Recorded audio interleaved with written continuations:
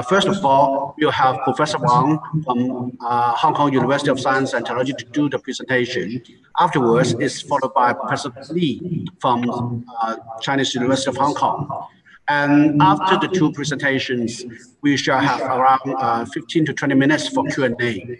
And at that time, if you want to have any questions, maybe you can just raise your hand in the Zoom meeting account, and then we will unmute you to let you tell us your questions.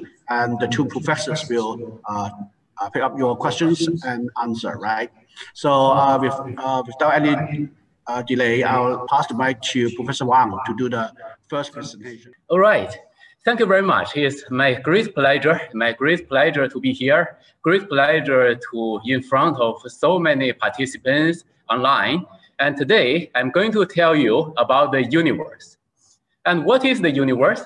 Before talking about anything about the universe, let me first start from something more familiar, all right? Start from our Earth.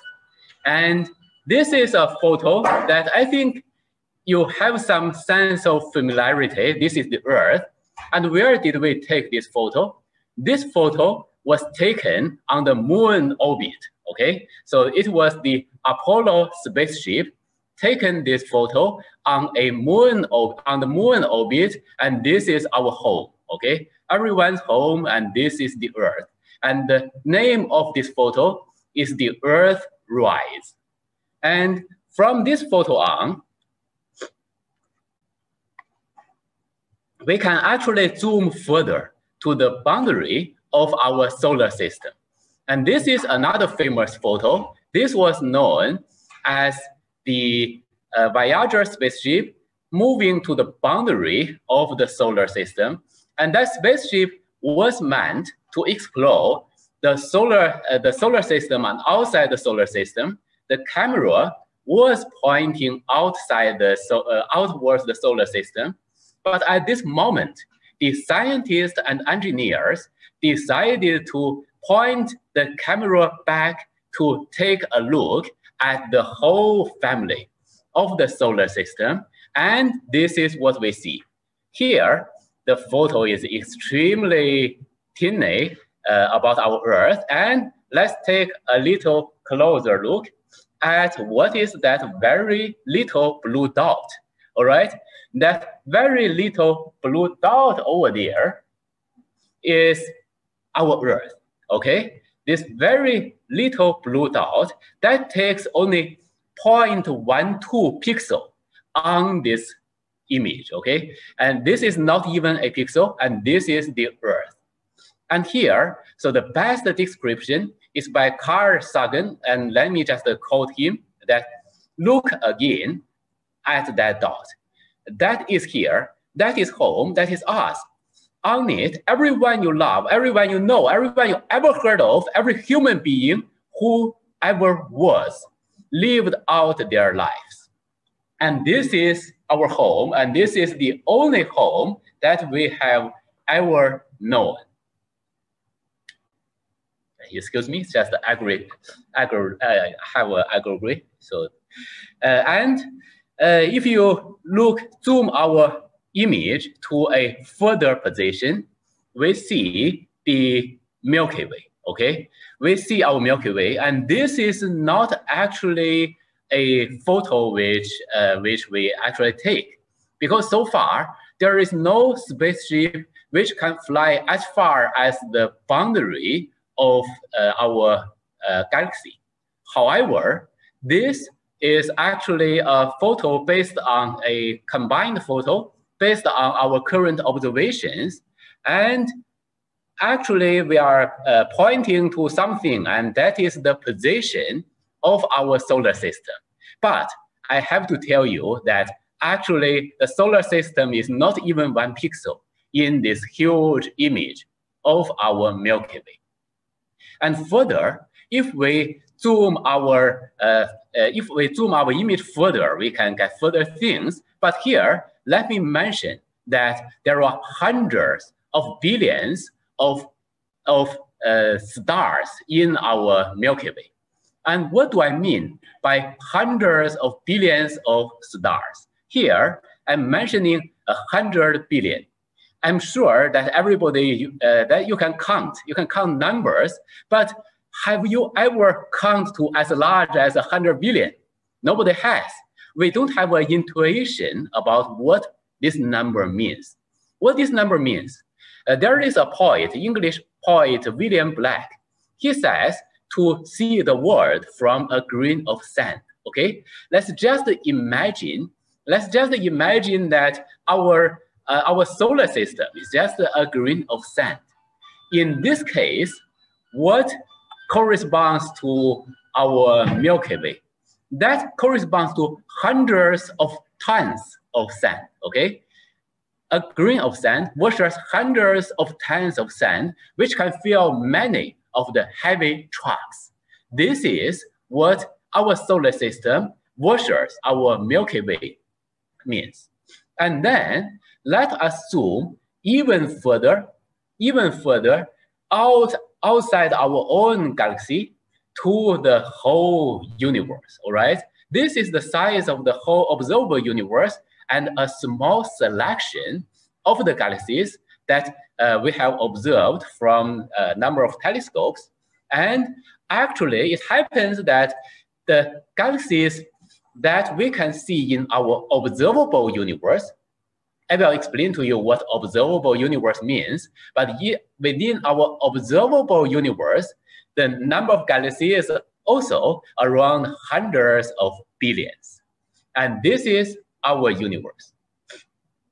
Our universe is one of the most complicated, is actually the single one of the most complicated object in our universe. This is because all the complexities in our universe is contained in the universe, okay? Everything complicated contained in our universe, but it's really amazing that Einstein says the most incomprehensible thing about our universe is it is comprehensible. That hopefully we can understand our universe. We can understand our universe by our observations without having to understand everything in our universe. Okay, first, let's think about our universe and think about what the word universe means. Okay, what it means. Let's first understand it literally, that we separate it to uni and worth.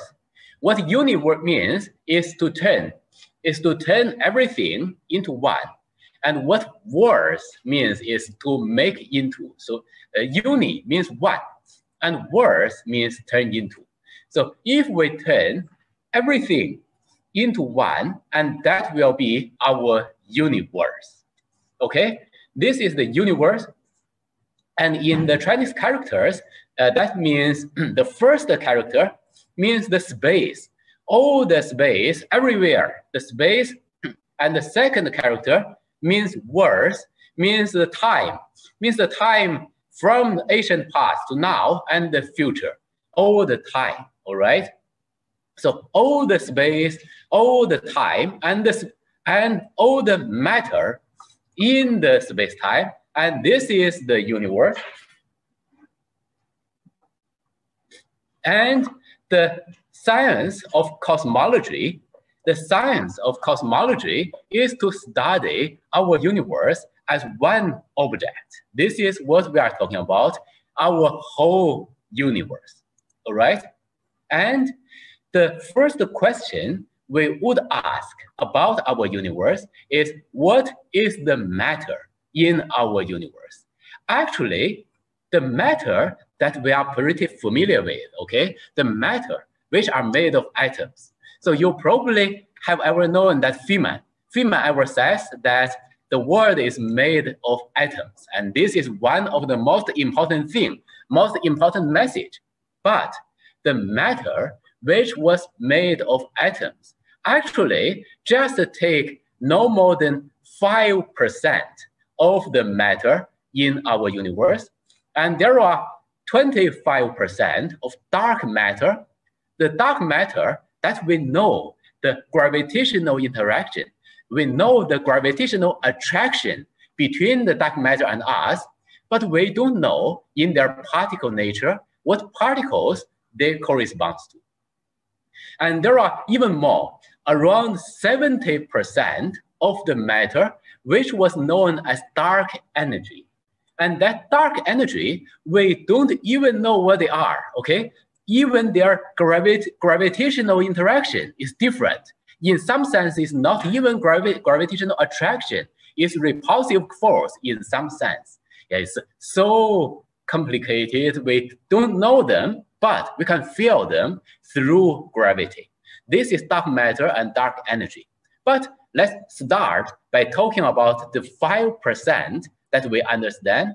In this 5%, there are about 4% are just free hydrogen and helium, okay? That 4% is just spreading in the universe, and for sure it is very important for astronomical observations, but it's not so interesting from our imagination. For our imagination, the interesting thing is about 0.5% of the stars, and also light, okay? Our observable light is 0.005% of our universe, and etc. So the matter that we are familiar with actually takes a very little percentage of our universe. And our universe is very empty. Our universe, the average density of our universe is about 1 atom per square meter, okay? It's extremely low density. Excuse me, it's very difficult to imagine from our Earth, and actually it's even more difficult to imagine from Hong Kong, all right? It's just 1 atom per square meter, per cube meter. It's extremely low energy density, and this is our universe, all right? So having understood what is the status about our universe, what is the dynamics, okay? How our universe evolves with time. What is the dynamics of our universe? And the most important dynamics of our universe is the expansion of our universe. What do I mean by expansion? Here, first, I invite you to do this problem. I'm sure every of you can do this problem. However, if your math is taught by a physical teacher, maybe you can do the problem in another way. And actually, this is the way that our universe does this problem, that imagine that every element, every matter in our universe is like this A and B, for example, atom, and for example, even as large as galaxy. Okay, they are like this A and B, so they keep their size unchanged. However, the space between the galaxy clusters, the space between these galaxy clusters emerges, and that was known as the expansion of the universe, which we have already known almost 100 years ago by a few pioneers of cosmology, for example, Hubble. And the expansion of the universe nowadays, so at the moment of Hubble, he interprets that the distant galaxies are moving away from us, but nowadays we understand it as our universe expands as a function of time. This is how the Einstein's theory of general relativity works. Okay, so this is one part of my talk, and let me briefly recap so far that we have been talking about what is our universe, okay? So that is everything that turns into one, that is the space-time, and everything in our space-time. And what is the matter in our universe, okay? So that is the atoms, that's light, dark matter, and dark energy. We don't know, we don't understand dark matter and dark energy very well, but that takes about 95% of our universe. And the thing that we understand only takes about 5%. And what is the dynamics of our universe? The most important dynamics of our universe is the expansion of the universe. universe expanding, become larger and larger. So this is our universe. And the next question that you'd like to ask is, how old is our universe? Was our universe always there? Or it has some sort of creation time? Before answering this question, I'd like to invite you to think about the following question, which was known as the so-called Albert's paradox. The question is as follows: that you imagine we divide our galaxies into shells and shells, okay? The shells closer to us and the shells more distant to us. In this sense, think about the closer shell and the farther away shell. Do they appear to be as bright as each other, or the closer shell is brighter than the farther away shell? If we just think very quickly, we might naively thought that the closer shells of the galaxies, of the stars, are brighter, overall brighter compared to the farther away shells. That is because, yes, for individual stars, okay, for individual stars, if they are closer, definitely they are brighter. However, what if you think about the number of stars, okay? For the nearby shell, there are fewer stars, okay? For the more distant shells, there are more stars.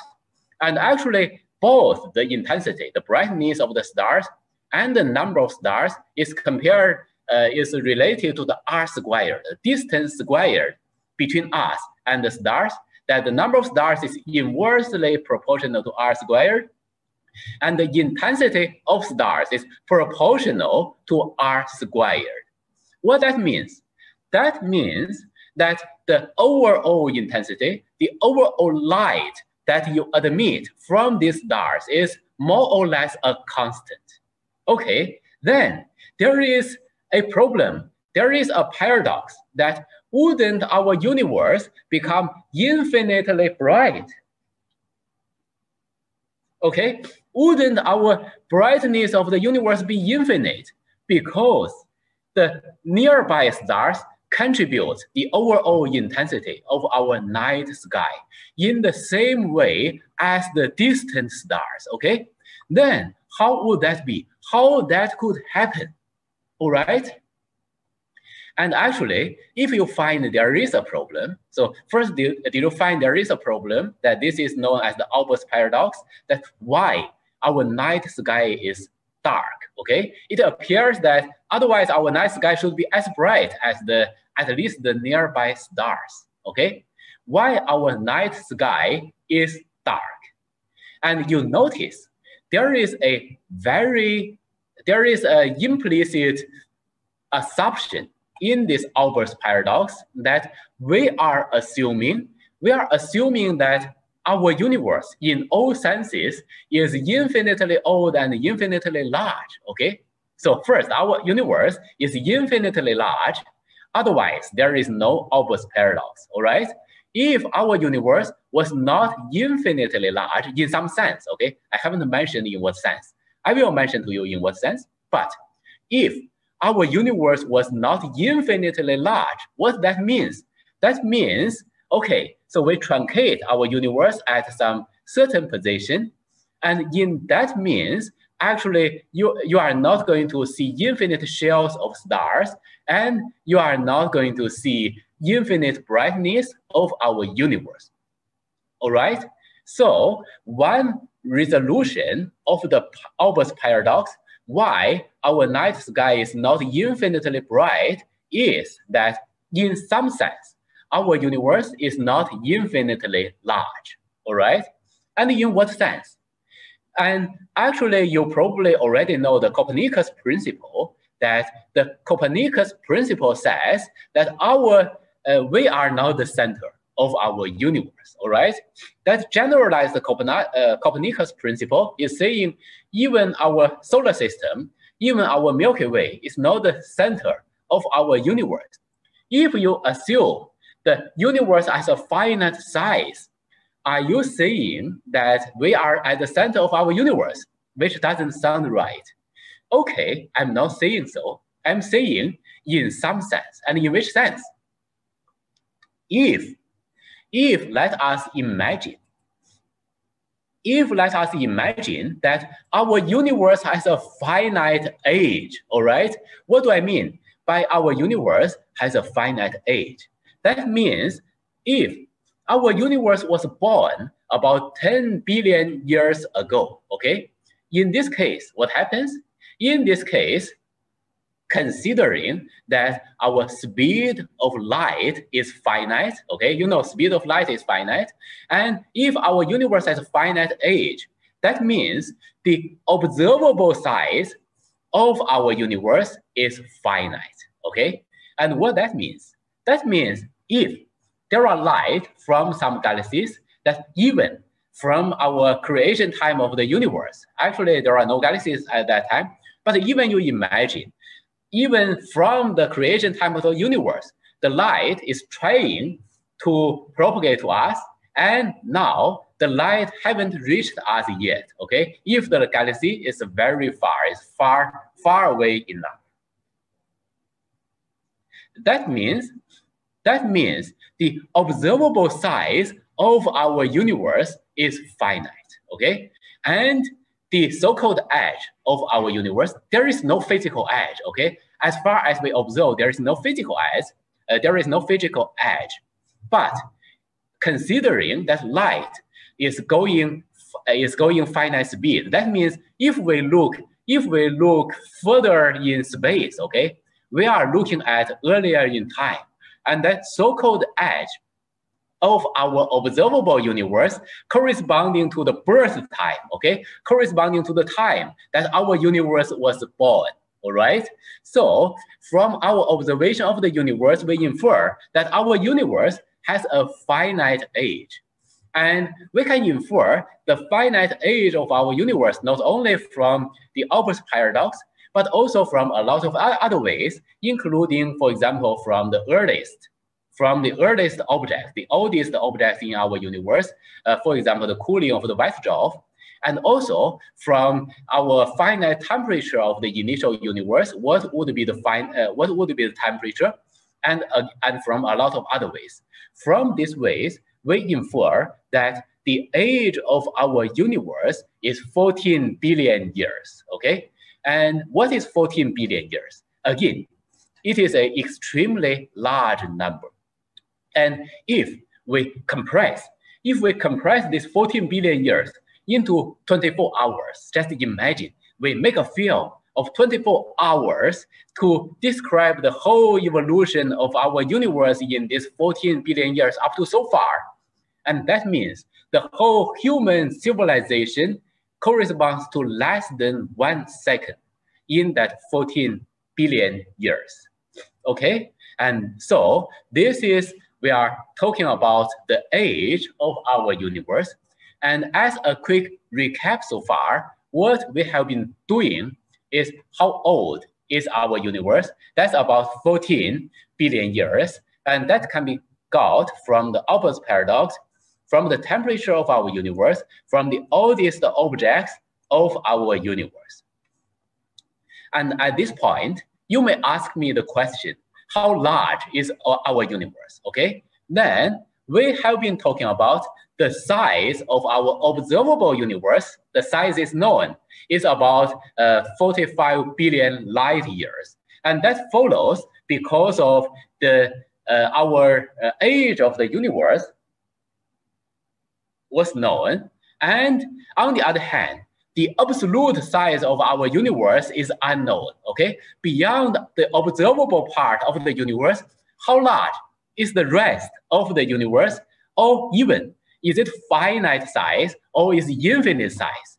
Einstein, in the past, conjectured its finite size is three-dimensional sphere, but actually we don't know, okay? We don't know even our universe has finite size or infinite size, not even to mention how large is our universe absolutely. We don't know, all right? So this is about the age of our universe. And when we are talking about the age, we are talking about history, and we'd like to talk about what is the history of our universe.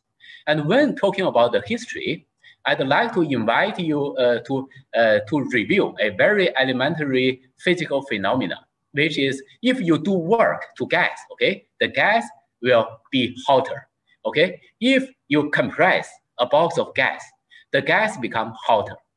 And you can think about this problem in the other way around, that if you expand a box of gas, that box of gas becomes cooler. And this is what happens in our universe, that originally our universe was in extremely hot state. Why? Because currently our universe has a small, it's a 3 Kelvin, it's a small, but it's a finite temperature, okay? Our universe now has a temperature, and then think about the past of the universe. Let's track back in time. And we track back in time, that really looks like that we are compressing a box of gas, okay? Track back in time, the same volume in our universe becomes smaller and smaller. That really looks like we compress a box of gas. And once we compress a box of gas, what happened? We just mentioned that our box of gas, our universe becomes hotter, all right? And once our universe becomes hotter, what happens? All the high temperature, high energy physics happened in our infant universe. And actually, it is generally believed that our infant universe was hotter than any of our current experiment can do on the Earth. Our universe was in an extremely hot state, and in the very beginning of the universe, actually so far, we don't know how our universe got started from our cosmology study, and then we know something. We know inflation, which was an exponential expansion stage of our universe. And after inflation, what happened? We don't know. How our universe got heat up from that exponential expansion of the universe, we didn't know. And then at about 20 picoseconds after our universe was created, there was the origin of mass. How mass arises, for example, where the electron mass come from, and that corresponds to a so-called electroweak phase transition. So that may seem odd to you, but the 2012 Nobel Prize, which was given to the discovery of the so-called Higgs particle, and that particle is actually what's known as related to the mass generation. What is the origin of mass? Where the electron mass come from? And then at about 20 microseconds, there was the so-called QCD phase transition, which corresponds to the proton and the neutron, how they were formed. And then 400,000 years after our universe was born, there was the first ever light which can propagate in our universe, and then the first galaxies. Okay, what do I mean by the first ever light? Let me first talk about what do I mean by the first ever light. That means that when our universe was in an infant state, extremely early state, at that stage of the universe, our universe was so hot. Our universe was so hot that the matter in our universe was in a state of plasma, okay? What do I mean by a state of plasma? That means a state where there is no atom, okay? There is no conventional atom that the electron is bounded around the nuclei. And the state of a plasma is that the nuclei is flying around, and the electron is flying around independently because of the high temperature. So the electron cannot just be combined into the nuclei, into the atom, around the nuclei into the atom. This was the very initial state of our universe. And as a result, the electron is flying all over everywhere, and light can so frequently hit the electron and get scattered. And that means in a plasma state, our universe was opaque. Our universe was not transparent, all right? So this was the infant state of our universe. And as our universe expands, as we mentioned, when our universe expands, the temperature of our universe becomes lower, and at a point, the plasma state becomes an atomic state, okay? The electrons get combined into the atom around the nuclei, and then there is no free electron anymore, and the light, for the first time, can travel through our empty space. And that moment is the moment that the first ever light arises, okay? So that explains to us where our first ever light comes from. The last slide, previous. This explains where our first ever light comes from. And actually, in our early universe, because it's about our so high energy states, there are so many origin problems which can be answered in our early universe, including, for example, where the first ever elements come from, okay? So at the very initial stage of our universe, we have protons, we have neutrons, and how these protons and neutrons, how they combine into elements, for example, into the helium elements, for example, into the helium elements and into the lithium elements, how they combine into elements. And that is through the Big Bang nucleosynthesis, okay? When the temperature becomes lower and lower, eventually there is the Big Bang nucleosynthesis that the protons and the neutrons combine into elements, where elements originate, where elements come from. And I have been talking about where mass comes from. So we can answer so many of the origin questions in our primordial universe. And the next question that we'd like to address is where structure comes from, okay? So our current universe arises as full of structures, okay? Our current universe, there are so many things in our universe. There are galaxies, galaxy clusters, etc. And Professor Lee will further talk about some smaller scale structures in our universe, okay? Our universe was full of structures, but where these structures come from, okay? And actually, there can also be an origin. We can also find the origin of structures in our universe, such that when we look at the first ever light in our universe, we have just talked about the first ever light, that our universe originates from an opaque state, okay? Our universe from a state where light cannot freely travel to a state that light can freely travel, okay?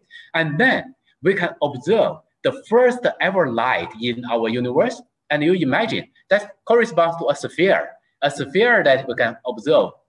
And that is known as the CMB, the cosmic microwave background. From the first ever light, from the cosmic microwave background, what we can observe, okay? We can observe is almost isotropic. That means almost every direction, we see the same temperature. However, there is a little small difference in temperature. There is a so small difference in temperature is 10 to the minus 5, okay? So that means 1 part in 0.1 million, okay? Extremely small fluctuation in that the first ever light. In one direction, the temperature is slightly higher. Another direction, the temperature is slightly lower. By slightly, I mean really slightly, just 10 to the minus 5 higher or lower compared to anywhere else, okay?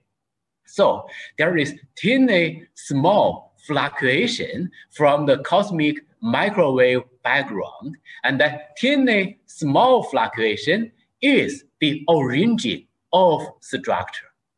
All right, so here you may get confused, you may feel curious. Okay, so currently the structure is so huge, okay? But you are saying the origin of the structure is 10 to the -5 fluctuation. Okay, how this little, teeny, small fluctuation can arise our current structure in our universe? How? Actually, this is because gravity is unstable. That imagine that there are some matter. Originally, there are some very small over density, meaning that the density in this part is slightly higher. And then what will this part of matter do? Okay, this part of matter will attract other parts of matter. Excuse me. This part of matter will attract other parts of matter. So matter will be attracted to here, and this part will become higher and higher density. And then the other part will become lower and lower density. And as a result, then eventually our universe, from a little bit of fluctuation, a teeny small 10 to the -5 over density, 10 to the -5 difference in temperature, become a fully structured universe. And here, let me play a video for you for this fully structured universe. Originally, we start from a universe where there are little structures, and then, so this is a scientific simulation. It's a simulation of the large-scale structures of our universe. From the universe where there are very little structures, we step by step, because of the gravitational instability, the structures develop, and eventually we end up with a universe full of structures, full of galaxy clusters, and also galaxies. So this is our universe. And as a recap of this part so far, we have been talking about the earlier, the hotter. If we think about the earliest stage of our universe, that really looks like we compress a box of gas, and that corresponds to a hotter stage of our universe. And then we have been talking about the origin of light, and also the origin of light elements, okay, where our first ever light comes from. The first ever free light comes from the that our universe transit from a plasma state where light cannot freely travel to a state where the electron combine into atom and light can freely travel, and where our light elements come from, that's from the Big Bang nucleosynthesis, and where the structures in our universe come from the gravitational instability, that originally our universe has a little bit of structure, 10 to the -5 over density, and then that gradually grow into our structure of the universe, okay? So as an overall recap of what I have been mentioning, so far, we have talked about what do I mean by the universe, okay? Put everything into one, and what are the components of our universe? We know 5% of the components, and there are 95% where there are 25% of dark matter. Dark matter is what we cannot see, but gravitational nature is the same as ordinary matter. And we have dark energy, again, we cannot see. Even the gravitational nature is different from ordinary matter. We talked about the expansion of our universe. We talked about how old is our universe, the age of our universe, and we talked about the size of the universe, how large is our universe. That actually we don't know how large, but we have an idea of how large is the observable universe. And we talked about the origin problems that look further, look distant in the universe, we look earlier, okay? If we look earlier, we look hotter. And there was a stage that starting from the cosmic microwave background, starting from our universe from plasma to atomic state, light can freely travel in our universe. And also there is the structure where is the structure of our universe, how the galaxy clusters form. But we still don't know a lot of things about our universe. For example, what is dark matter in our universe? What is dark energy in our universe? What is the origin of our universe? And if we evolve further with time, what is the fate of our universe? There are a lot of things known in our universe, but equally, there are so many things that we don't know in our universe. All right, that is my part of the talk. Thank you. Okay, hi everyone. This is the Hua-Bai from CHK. Okay, I'm going to continue the cosmos picture Professor Wang showed us and try to bring everybody to us. Okay, so Professor Wang started with zooming out from our own solar system. So I'm going to first review by zooming in back to us from the cosmos. Okay, as we just learned, from the CMB, we can learn the mass density fluctuation from the early universe. And if we believe in the assumption of dark matter and through the gravity, we can develop a lot of the current large scale structures. So I'm going to show you another simulation here. Okay, start with the density fluctuation inferred from the CMBR, assume dark matter, and also on top of it is regular mass, which I showed as gas here. Okay. 12 million years after time zero, and evolves within a volume 350 million light years across. So first, again, we see this spider web kind of structure. It's mainly this gravitational well carved by dark matter. Okay. But from this point, when we have this gravitational well, we can create galactic clusters, right? But if we want to go even smaller scale, right, we want to go to smaller because we want to move toward us, right? We are so small. If we want to develop even smaller structures, we need those regular gas, because regular gas can further radiate, so they can get even colder. I've just learned, right? You want to get smaller and smaller, denser and denser, you need to get colder. Regular matter, they radiate, so they can get colder. And thanks to Professor Wang, we can move forward. We can forward to another 10 billion years. Okay, so I have 10 billion years right at this point. The coming together of dark and ordinary matter. Ordinary matter.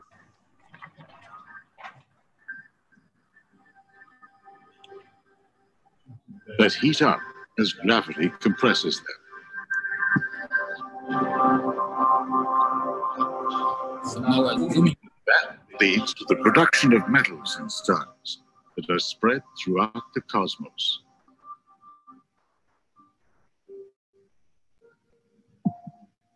Finally, there is light, given off by ordinary matter in a variety of wavelengths that we can record from our tiny outpost.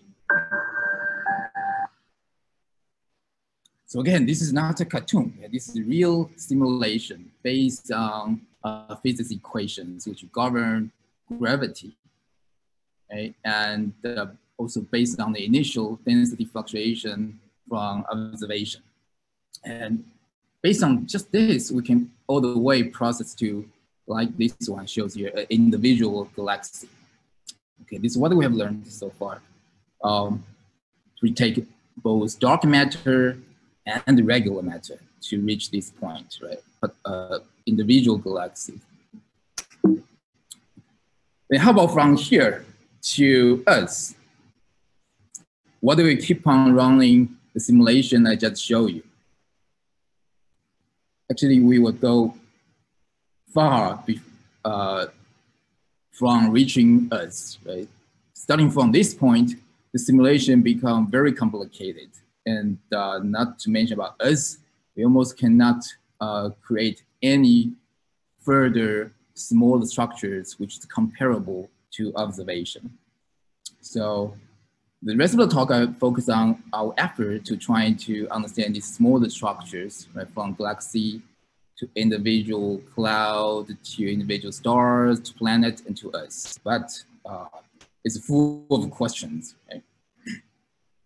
Okay, so to us, first we have to know what is us. Right? What is us? Okay, we are showing the figure in the left-hand side. We are in the center, and you see lots of materials that we need in our body. You have iron in your blood, your calcium, your bone, and you take a look at those vitamin pills you probably take daily, the magnesium, zinc inside it. Right? These are materials our body needs. And you will remember the talk from Professor Wang. During the Big Bang, the nucleosynthesis will give us only helium and lithium, hydrogen, of course, right? But nothing heavier than lithium. So where can we find these materials to put into our body? Where can we find calcium ions? They are not formed in the beginning of the universe. And in fact, you can only find them, and they can only be forged with a massive star. With the mass of the massive star, the compression due to the gravity can fuse these lighter material like hydrogen, helium to heavier and heavier elements. Okay, so we believe that those material, heavy elements our body needs are actually coming from massive stars. And the question is, how can we get material from interior of massive stars? Right? We have to wait until the star dies. Okay, for massive star, they will die with explosion. You probably heard of a supernova. Right? Supernova, they're actually the deaths of massive stars. And when after this explosion, the interior of this heavier element within a massive star, they're going to be redistributed into the median of the galaxies or interstellar media. And then somehow, through the process we're going to talk about more later, these galactic materials, which mixed with this heavier element produced by massive star, they are going to process into newborn stars, planets, and eventually you and me. Okay, so you guys are probably too young to ever watch this soap opera. I didn't either, but I think this is the most scientific title of a soap opera ever. Right? Even though I don't know what they are playing in it, but the title is really scientific. You, most of you, all of you, and me are all from stars. So the rest of the next slide, I'm going to zoom into the two processes. Basically, the blue process and the green process. There's lots of detail within it. Right? They are showing here. So the blue process, that basically how star grow, how star developed from a baby phase to teenager phase and to their death.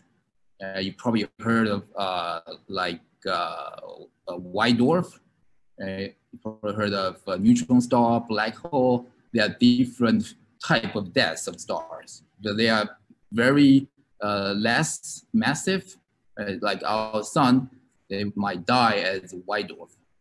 But if they are very massive, they can die with explosion and to turn into neutron star or black hole. Right? Another process is to going from this diffused media in a galaxy. How can they get fragments, get denser and denser, and eventually get as dense as a star, so they can start the nuclear fusion to form heavier element for later redistribution into back to diffuse phase. And so there are two basic different kind of process. Right? The from the baby star to the death of a star, this is very well known. This is called stellar physics. But the other process, how can we process the diffused media all the way to star and to planet? This is not very well known. This is called star formation. Okay, so if in the future you go to study in the university department of physics, you are going to learn all the physics you need to explain the life of a star, which is stellar physics. You are going to learn quantum physics, which explain how the energy can be released from the center of the star while they are forging lighter element to heavier one. Okay?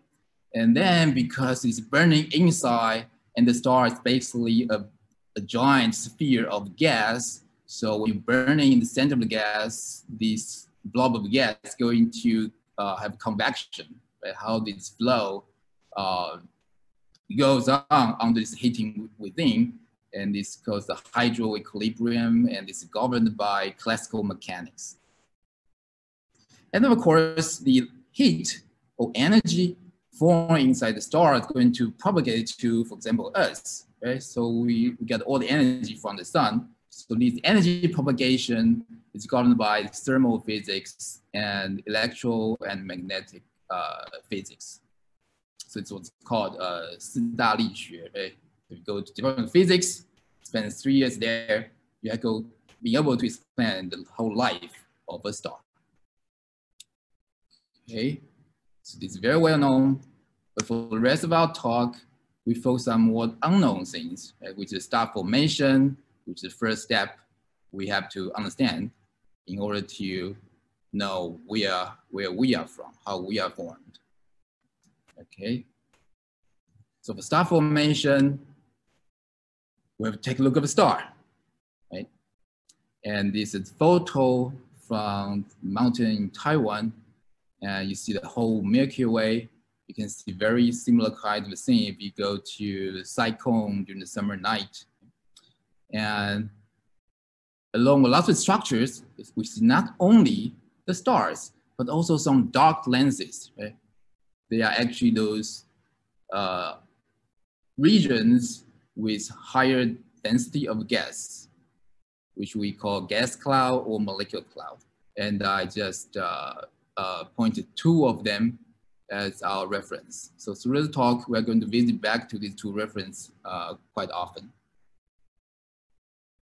Okay, so if you want to learn how stars form, we probably want to visit probably younger star, right? Not those very old stars. Just want to study the birth, right? We visit younger star and also study their property and their environment. Hopefully, we can figure out something. It's just another view of our Milky Way. And again, our reference shown here. And also in the lower right is Orion. And most people should know Orion, right? So we can zoom in into Orion to see the detail of the environment of a baby star. So here we have a video of zooming in.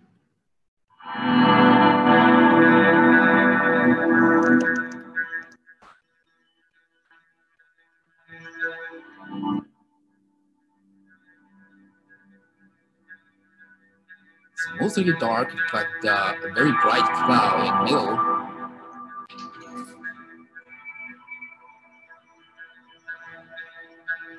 Look like a bubble because it's shell here. And kind of in the center of the bubble is very bright. And it's zooming in, become very foggy and hard to look into it.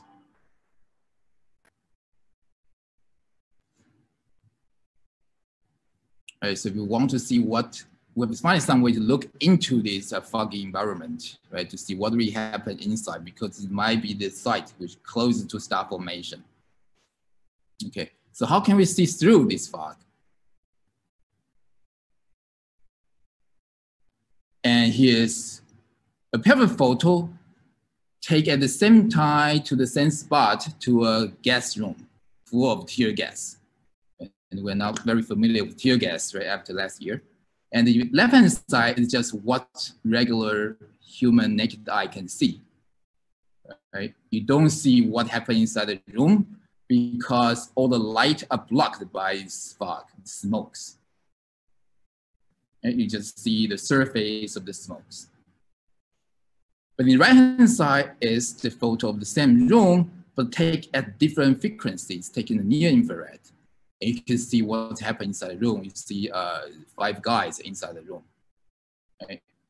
So what happened here is actually, we call it the thermal emission, which is everything is given away light. But the frequency of light depends on the temperature of the object. So we know that our sun is giving away the rainbow-like light, right? It's because the temperature of the surface of the sun is about 6,000 degrees. Okay, so at this temperature, it will give away light like in the rainbow range, and also beyond the rainbow. Beyond the red, we call it infrared. Beyond the violet, the ultraviolet. Okay? But the peak, the range, all depends on temperature.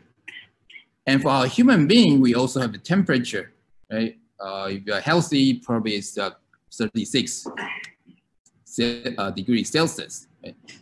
You are also giving away light. Just you cannot be, this light cannot be catched by our own eyes, but you are giving away light. You are giving away light in the infrared side. So what the camera, infrared camera caught in this photo here are the light given away by our human being body. Okay, so the camera don't depend on to see the reflection light from the body, which is blocked by the smoke. It can detect the body, the light from the body directly. So with the same kind of strategy, we can try to look into the star-forming cloud. Again, these 2 photos in below, they are the same point of view of the so-called Horsehead Nebula for apparent reason, right? So left-hand side is optical, taken by Hubble telescope, and you see a dark cloud. And right-hand side, look at near infrared, and you can look through the cloud and to find the closer environment of each stars. And when you apply this kind of strategy, what do we see? Deeply embedded inside this cloud. Here's one example. Recall the background Milky light is from our previous zooming in to the Orion Nebula, right? But if you change the view to infrared, you're going to see these newborn stars buried deeply inside this cloud. As the red things are newborn stars looking at the near infrared. And more interestingly is that you see all these kind of newborn stars, they are accompanied by a disk. So these are face on disk. So it's circular, and when we look at disk, the edge on, they become these flattened structures. Okay? And if you compare our solar system with this disk, you will see the size are quite comparable. Okay, so we believe that these kind of disk structures, they are the site of newborn baby stars. So we call them the star's cradle. So we are getting closer to the star forming site. And now at least we know what's the next step of the structure should be developed into in order to give the birth of the star.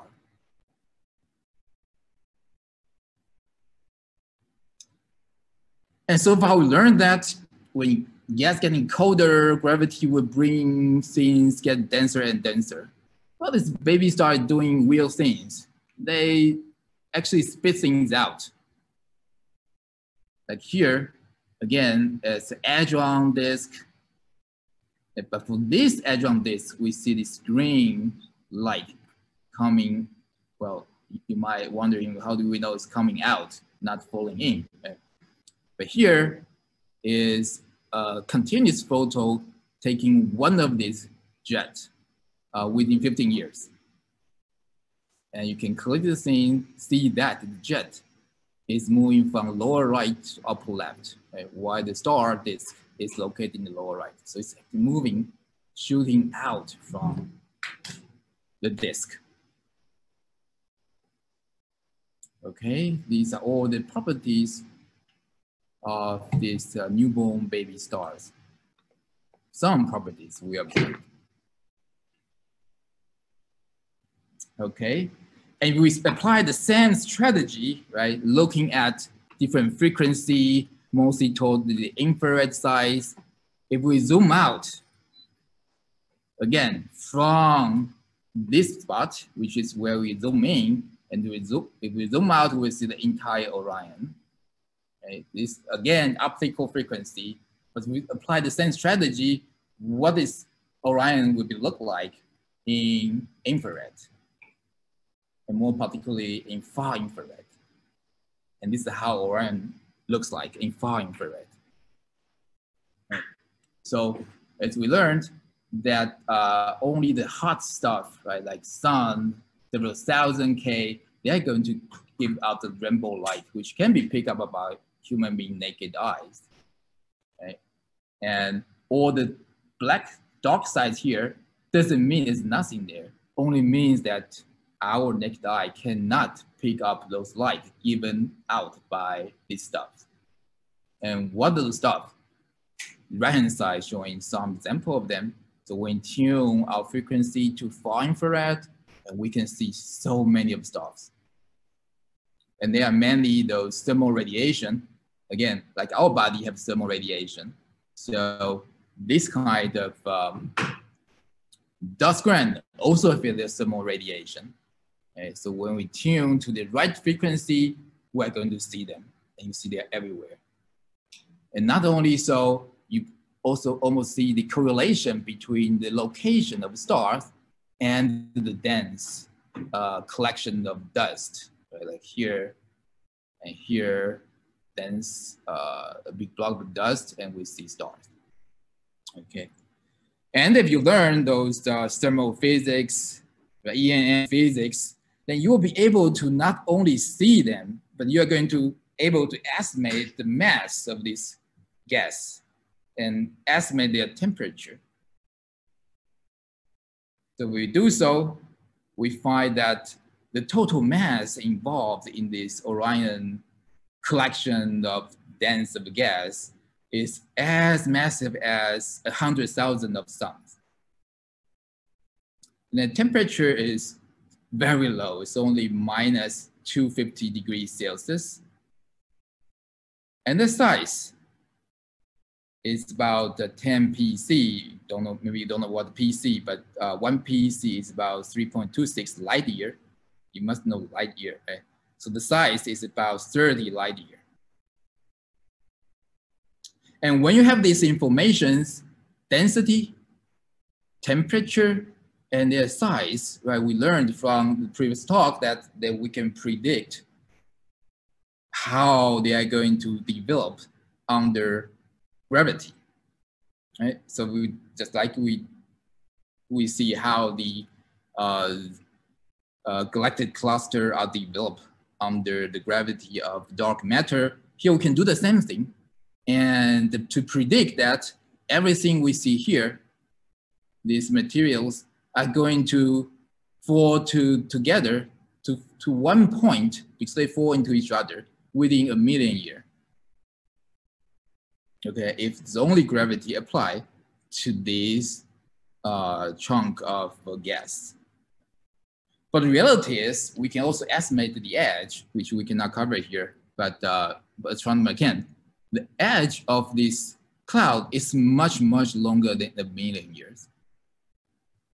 And if we calculate the stellar mass within this map and compare to the mass of the gas or the cloud, stars is only a few fractions of the total mass of the cloud, which means that they're certainly not going through free fall.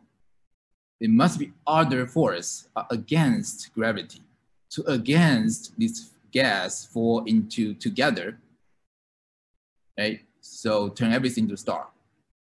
Just a few percent can reach star during these years, much longer than the free fall time.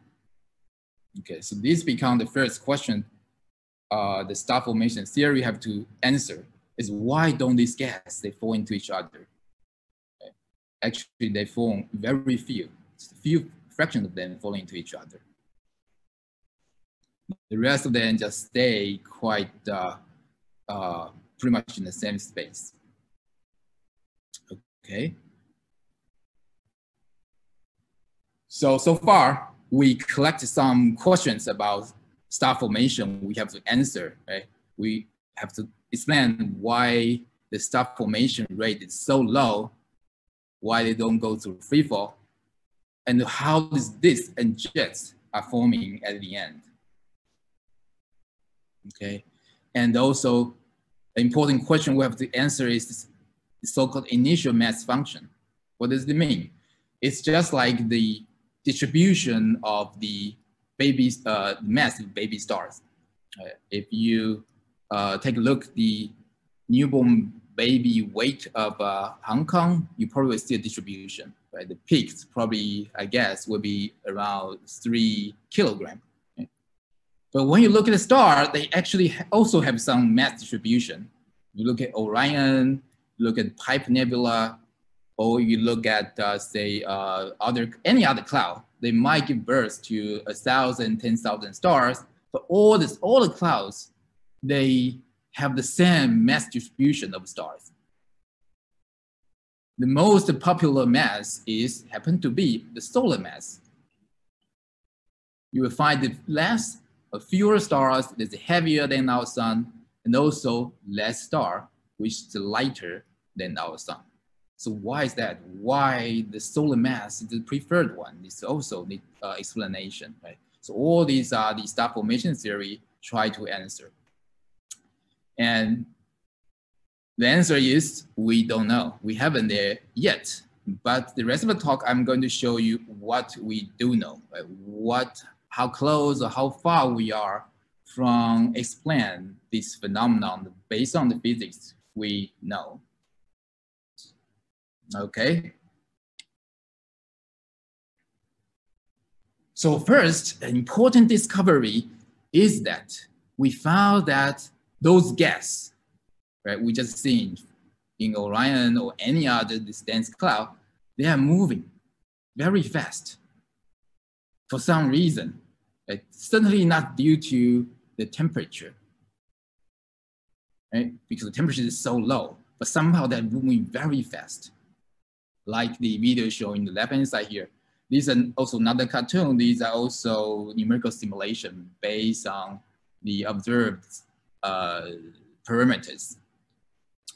Okay, and they're not only moving, but moving very fast. They are actually supersonic. What will supersonic motion do? If you ever seen a supersonic jet fighter, which we can go to the Zhuhai every 2 years, you might have a chance to see this, right? Why the jet fighter reach the speed of the sound, you will see it will compress the gas and form this higher density region which light cannot go through. So you see kind of they're creating this cloud. Okay? And because the motion is supersonic inside this cloud, so they will also create lots of the supersonic shocks, which you see in the purple color here. Okay, and because they are moving so fast, of course, they are not moving to the gravitational well center in a free fall velocity. Right? So this discovery can first explain why this cloud does not disappear after 1 million years, right? Because they're moving so fast. They are not falling to each other. And this is called supersonic turbulence. And you can see it's very complicated, right? So it's very hard to understand the behavior. Even Heisenberg also agrees so, right? Turbulence is really difficult. But at least we know that's why the cloud doesn't go through free fall. Okay, so one more property we know. So far we know the mass, the density, the temperature, and now we also know the internal velocity. Right? So we are moving forward. What else we know? Well, here's one discovery we have in the CHK. Again, we come back to the pipe and Ophiuchus here. Right? And for a long time, astronomy are wondering why these two clouds, they're very similar in temperature, in density, and in the velocity, turbulent velocity field. They're all very similar. But why is one of them give lots of the baby stars? Like this one, you see it's colorful nebula. They are due to the stellar feedback from the stars within. And the other is the pipe. The neighbors or even twin sisters, which doesn't give much birth of babies. So it's a puzzle astronomy for a long time until we try to show the magnetic field. So this is another thing, new thing we learned today, right? Is this cloud is not only moving very fast, very cold, but they also possess magnetic field. So here again, this is the pipe. We see the red lines are the magnetic field that we detected. And Ophiuchus, we also detect the magnetic field shown by the yellow line here. Okay, and it's easy to notice that for pipe, the cloud is elongated in this way, and the magnetic field is perpendicular to it. And for Ophiuchus, the clouds is in the same way as the pipe, but the magnetic field is also parallel with the cloud. And we believe this can help to explain why Ophiuchus can give birth of much more star than pipe. Okay. If you, probably not many of us see the aurora or the northern light, right? But probably more of us know how this northern light or aurora are formed. Right? They are actually formed by the Earth's magnetic field guiding the solar wind to the northern and southern pole region. So the fast, energetic solar wind guided by this Earth's magnetic field and moving toward the polar regions and create the polar light, right, or aurora. So same thing happened here.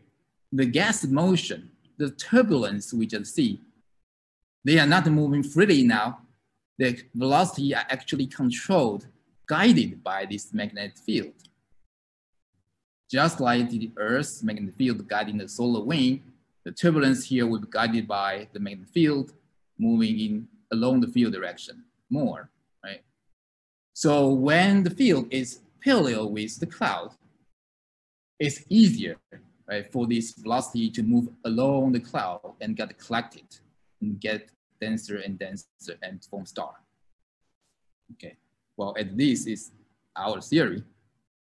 Well, but for sure is we got a new player into the picture, which is magnetic field. Okay. So this is the picture we draw based on all the observation of this dense cloud.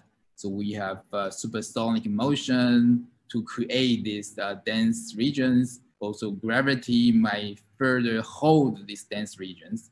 But all these motions are kind of guided by a strong, ordered magnetic field. But if you let this go forever, you never see any star forms from our simulation. Nobody can form it. So now this is the problem. Based on all the observation we have, all the physics we know, you cannot form stars. Okay. So what's the problem? So here is another simulation without magnetic field. Okay, let's see what will happen. If we want to know the problem of with magnetic field, maybe we take a look at the simulation. It's not realistic, but we can see what is going to happen if there's no magnetic field. Okay? So start with a sphere, and due to the turbulence and gravity, they're going to concentrate, got denser and denser in the center, mainly due to gravity. Keep on zooming to the denser regions.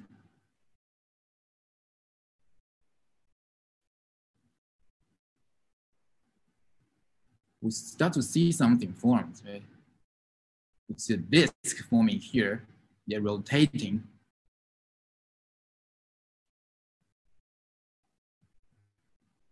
And while things keep on falling from outside, the center form this disk structure, which is rotating.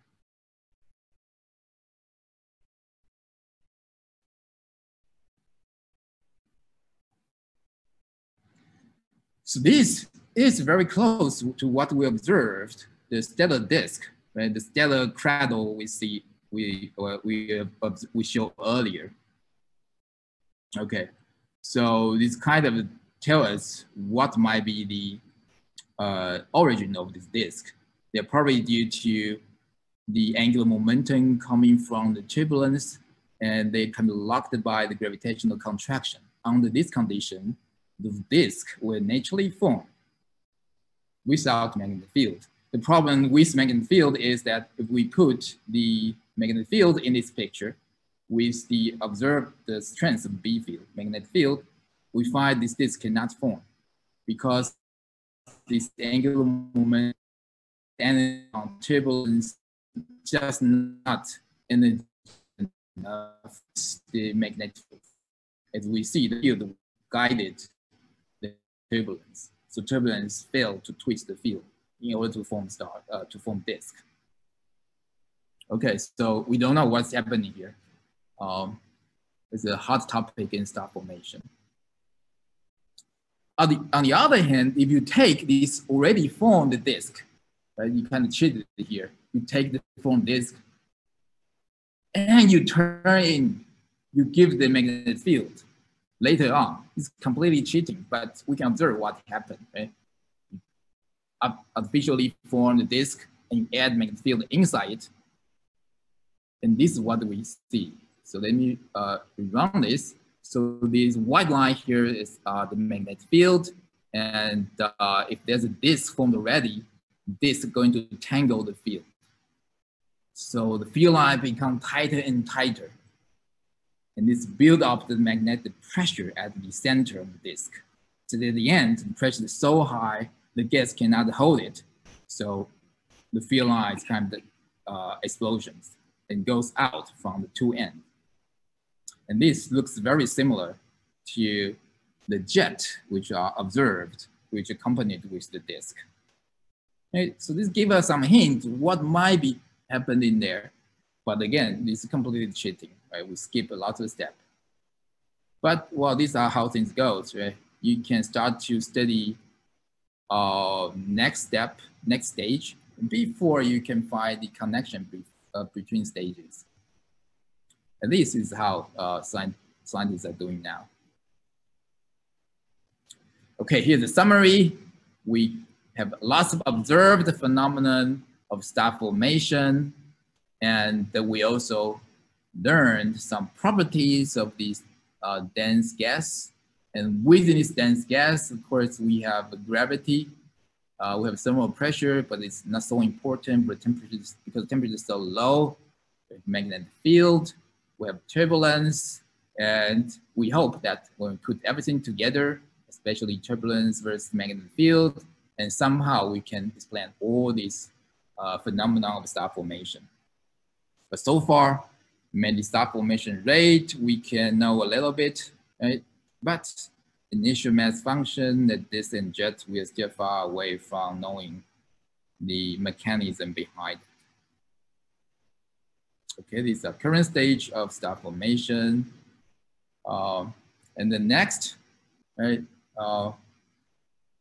I'm going to show you how this observation being performed. I'll show you some of the telescopes.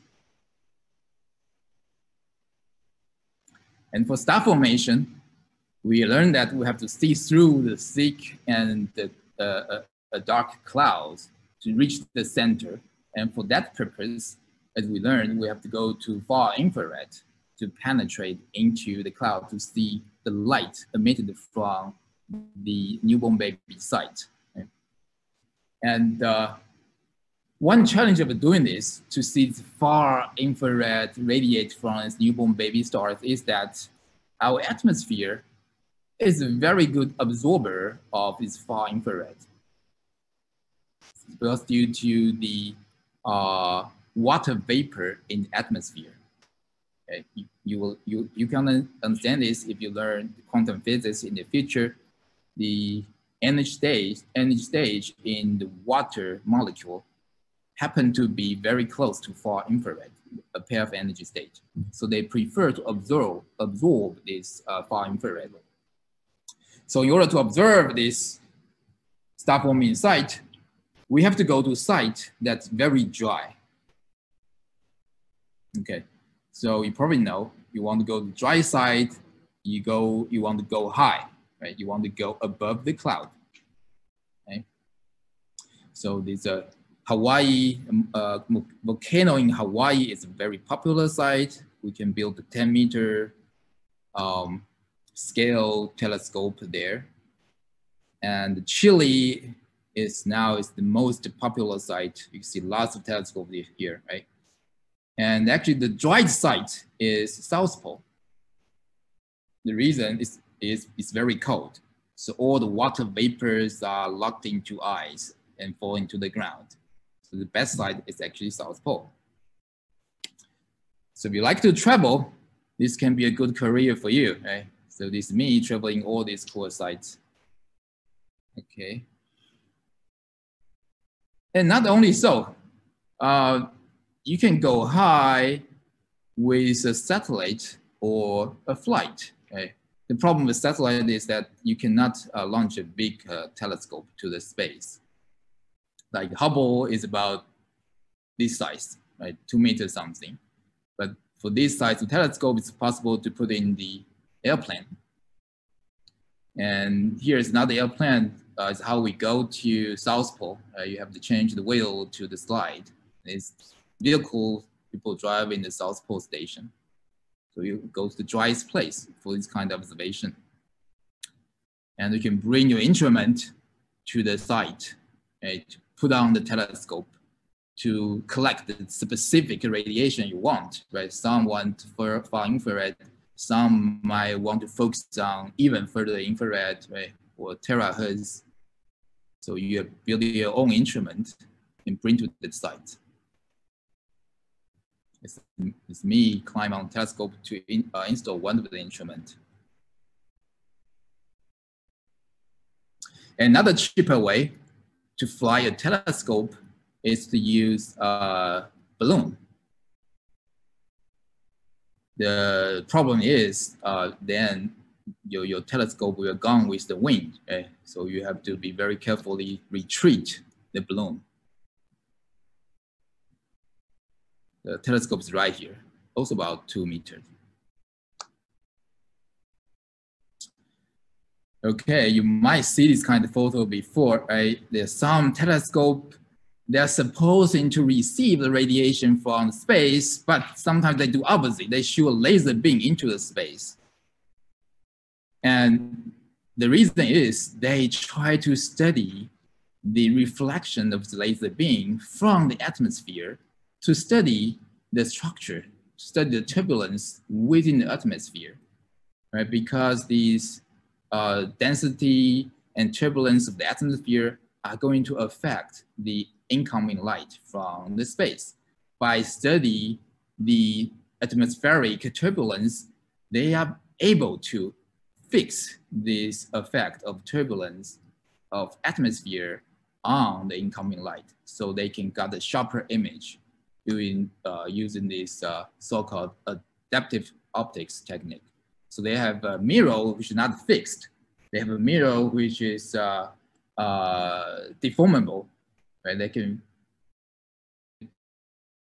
fix the cause of the atmosphere on the incoming light to get a sharper image. Okay, and another very advanced technique is called interferometer. Well, as we said, we won't stay in the ground because we can build a larger telescope. In the space, the telescope is too small, and you need a bigger and bigger telescope to get a higher and higher resolution to look into the smaller and smaller structures in the space. Right? So for this limit of how big you can make one telescope, right? Now the state of the art is like 20 meter. Right? This is because the whole surface of the dish have to stay almost a perfect paraboloidal. If there's any deformation from paraboloidal, you're going to decrease the efficiency of the dish of collecting light. So when the telescope becomes bigger and bigger, well, you know, the gravity of the dish itself are going to deform the surface away from a perfect paraboloidal. Okay? So the new technique is that instead of building a bigger and bigger telescope, like here we see this area here is about 200 meters across. You're not going to build that big a telescope.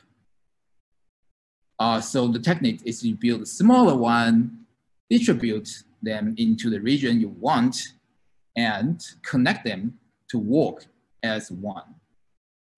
The idea is she won the Nobel Prize of 1974, but it's only until this decade we can really develop this idea to the state of the art. Okay?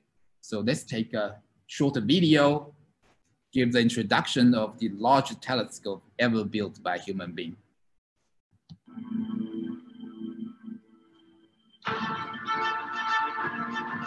So again, it has to be a dry place.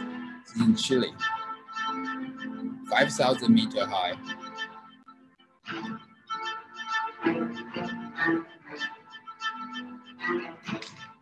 It's desert, very dry.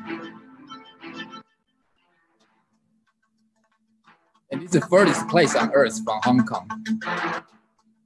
Directly opposite from Hong Kong, the other side of the Earth. So now we are seeing these dishes, about 66 of them, distribute over 200 meters. You can distribute them to even farther range to mimic an even larger telescope.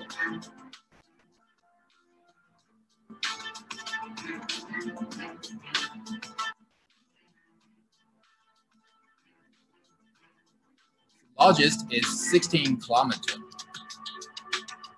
So you've got extremely high resolution.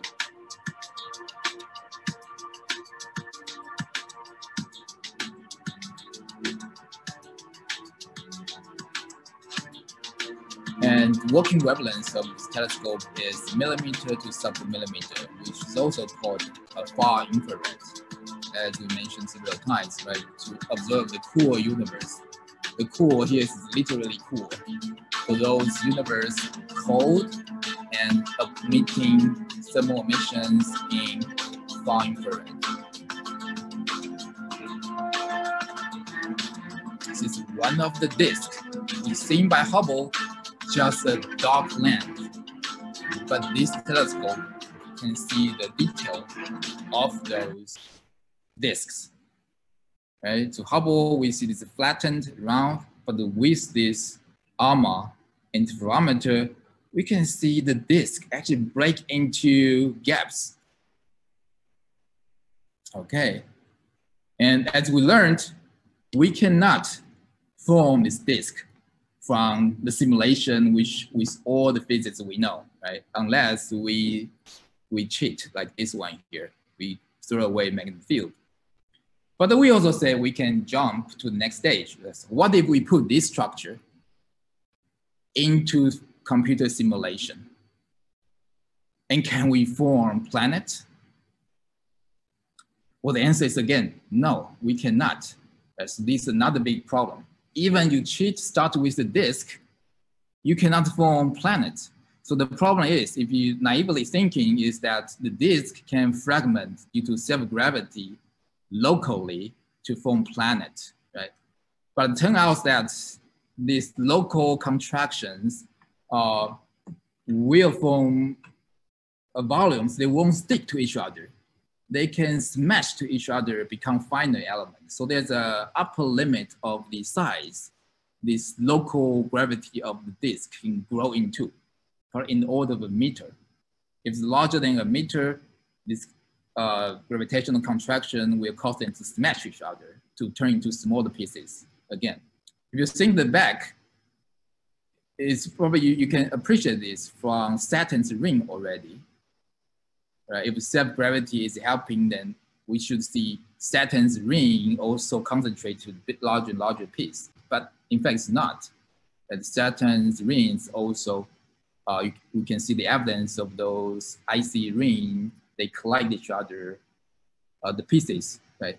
Ice blocked, they collide each other. They don't stick to each other, but they smash each other, become smaller pieces. So no, we don't know how to grow planets, even starting from this stage. And how will we cheat again? We start from planet to us. Right?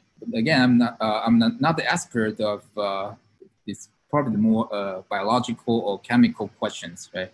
But I do know a very famous experiment, which is the experiment mimic the ancient atmosphere of the Earth. Like we have methane and ammonia, waters, right? They put this together. And they let this gas, right, simulate the ancient atmosphere. They also applied sparks into it, which mimic the frequent of lightning in the early atmosphere, right? And they find that during the process, when they cool this gas down, and they find so-called amino acid. Amino acid is the building blocks of RNA. And so this kind of encouraging. At least some people believe this might be the initiations of the life on Earth, right? Because with the materials collected in the atmosphere and the conditioned energy they can collect from the atmosphere, they can build the blocks of RNA. Okay. And what astronomer can help here? So astronomers are looking for us in other planets. So when it comes to alien hunt, astronomers are not very creative, right? They're not looking for transformers in other planets, but they can only starting from other lives similar to us. Right? So what they do is this future telescope. We cannot do this now. So in the future, if they can send bigger telescope into the space, 15 centimeter compared to 2.5 Hubble, or 30-meter telescope in the near infrared frequencies, they claim that they are going to be able to analyze the atmosphere of exoplanets. And maybe they can see there's some other planets outside the solar system share the same atmosphere of ancient Earth, and maybe that is another site of looking similar to us. I want to it.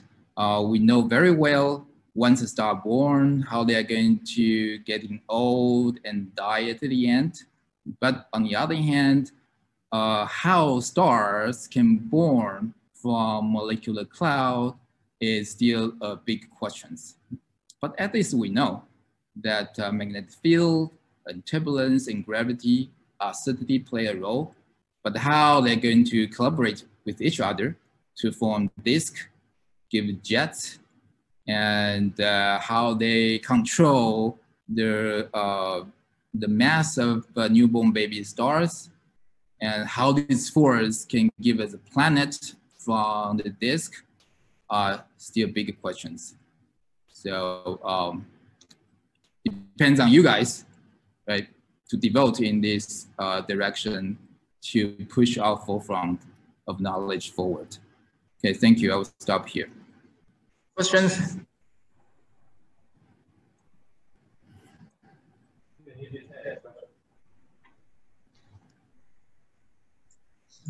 I have some questions about The PowerPoint said that when the universe was first created, the first elements were helium and lithium, but not hydrogen. I think hydrogen is easier because it only needs 2 up quarks, 1 low quark, and 1 electron. And it only consists of proton and an electron. But lithium is heavier and has more components, quark components, and more electrons. But why does lithium come earlier than hydrogen? Excuse me, what's the last sentence? I was asking why does lithium comes earlier than hydrogen?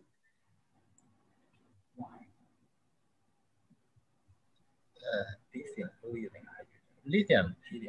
Here. So there is echo, excuse me. Yeah, okay, thank you.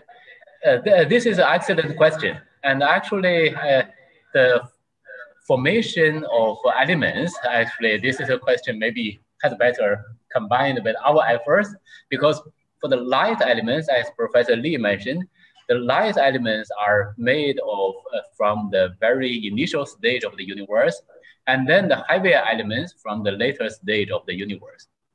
And exactly as you said, first, there are two different questions. The one is when we are talking about the formation of elements, usually we are talking about the elements nuclei, okay?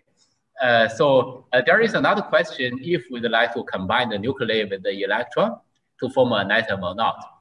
When we are talking about the nuclei, the proton, which is the hydrogen element, is formed indeed earlier.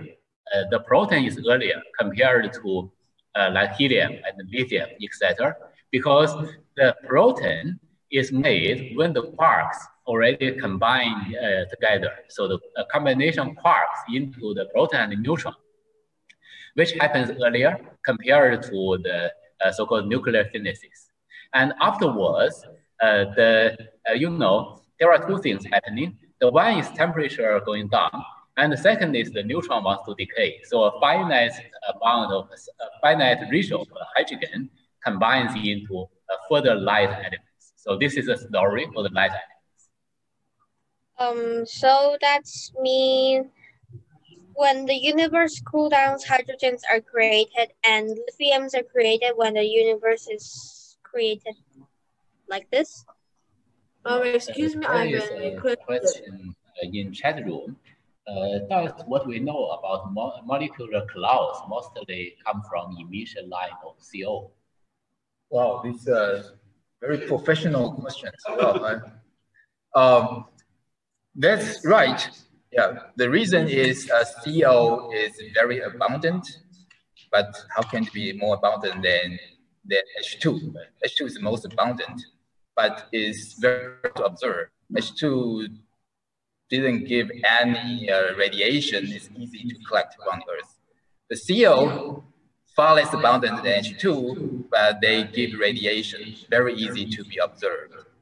So indeed, we got lots of idea of cloud from CO. For example, the simulations of the turbulence I showed actually based on the observation of the CO emission. From how the CO line are widened, we know due to Doppler effect, we know what's the intrinsic turbulence velocity indeed from CO. So basically you're right, but we also based on other elements to probe different parts of the cloud. As we know, CO is easy to emit, right? So this helps us to probe more diffuse regions. Right? So you don't need much CO to be detectable. But when you go denser and denser region, too much of emission sometimes will blur your observation. Right? So when we go to denser and denser region, we were going to change to tracers is less abundant than CO, like HCN, for example, or ammonia, for example. Right? So we use different tracer to trace different density, different temperature of molecular cloud. And of course, this all depends on theory and experiment of the ratio between the tracer and H2, right? Because we call it tracer because they can somehow trace the behavior of H2 because more 99.9% are H2. Right? So we depend on theory and models to link the tracer and H2. So indeed, because of this, when we're talking about density, for example, we are talking about order of magnitude. So I say 100,000 solar mass, right? Only order of magnitude because of the uncertainty of the link between tracer and H2. Okay, I hope this answered the question. Yeah, I have a question. So you talked about how the universe is expanding according to Edwin Hubble. Well, if it's expanding, if it keeps on expanding, then it should keep on accelerating, right? It is. So there are two concepts: expanding, expansion, and accelerated expansion. Okay, and now I didn't have a chance to mention that now we not only know that our universe is expansion, but also is accelerated expansion. Right.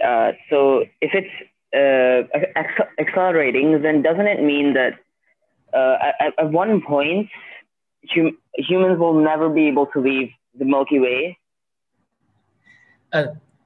No. So because the Milky Way is a gravitationally bounded system, the stars, different stars, they are attracted by gravity. They are rotating around the center. So this system is pretty stable. Yeah, there's collision with other Andromeda galaxy, another story. But otherwise, the system of Milky Way is pretty stable. It's not going to expand with the expansion of the universe. It's not going to go away. However, if we are away from our local group, a local group of tens of galaxies, if we look further, the further galaxies indeed expand with the expansion of the universe. So far, our observable universe consists of hundreds of billions of galaxies. However, if the accelerated expansion goes on as we expect from our current observation, then hundreds, tens of billions of years later, what we will see in our universe, just the local group. Everything other than the local group, further than the local group, will be gone, okay? Will be beyond our horizon, and we end up with tens of galaxies in our observable universe. I would like to ask if we can get like the slides for today's presentation so we can have a look also by ourselves.